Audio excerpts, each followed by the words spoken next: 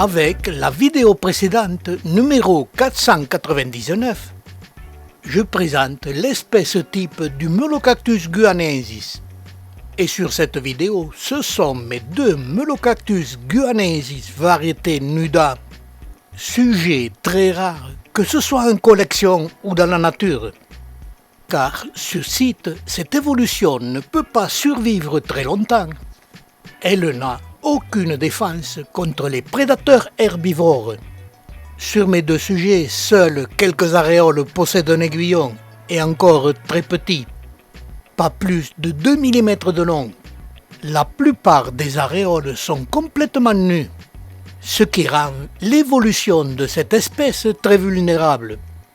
Surtout qu'il faut plus d'une dizaine d'années pour être en mesure de se reproduire. Chez tous les Melocactus, obligatoirement, la floraison passe par la production d'un céphalium. 10 années d'attente, c'est très long, et un jour, les côtes naissantes devenaient brunes. Mais surtout, les nouvelles aréoles ont un ou plusieurs aiguillons. Ces images étant uniques, car personne n'a jamais décrit ce céphalium, la question pour moi était de savoir si ce céphalium serait d'avoir des aiguillons ou sans aiguillons, ce qui changerait tout l'aspect de la plante. Chez tous les Melocactus, l'apparition du céphalium se traduit toujours par le resserrement des aréoles et l'augmentation du nombre de leurs aiguillons, ce qui est la transition entre le corps de la plante et la production du céphalium. Sur la plante, les aréoles sont très décalées les unes des autres.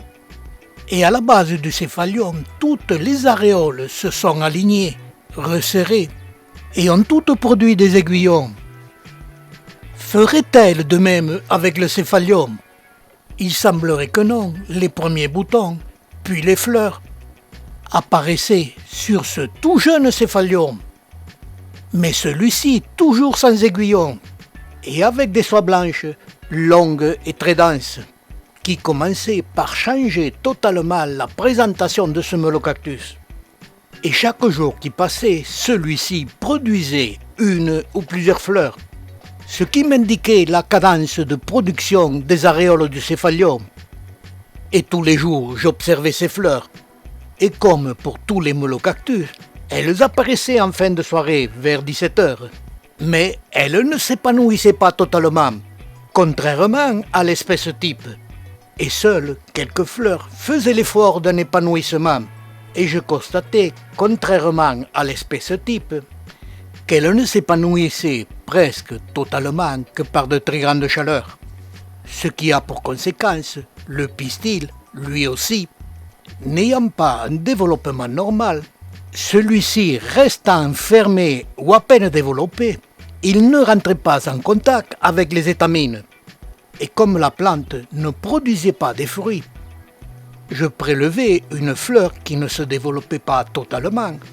Je l'ouvrais et je constatais que le pistil de toutes ces fleurs restait fermé et ne rentrait jamais en contact avec les étamines. Le pollen étant un pollen gras, le contact ne pouvait pas avoir lieu.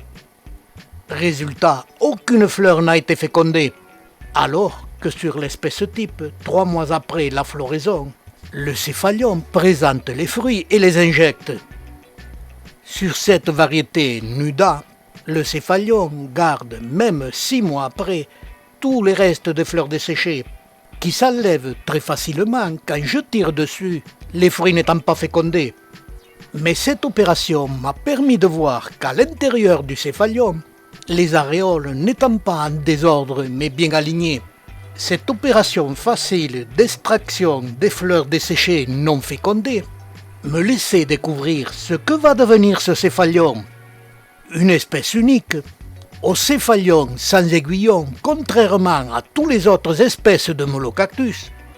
Ce céphalium étant composé uniquement de soie blanche, ce qui a pour conséquence ce développement sans défense ne devrait pas survivre dans la nature. Et je reviens à la floraison après l'extraction des fleurs non fécondées. J'intervenais manuellement tous les jours pour féconder les fleurs. J'attendais quelque temps Puis je tirai sur les fleurs desséchées pour essayer de les extraire. Mais là, elles résistent car le fruit est formé. Mais la plante ne rejettera les fruits qu'au bout de 3 à 4 mois. Et c'est trop tard pour cette année. Mais je reviendrai plus tard sur cette espèce pour suivre l'évolution de cette plante. Au céphallium sans aiguillon, très doux et unique,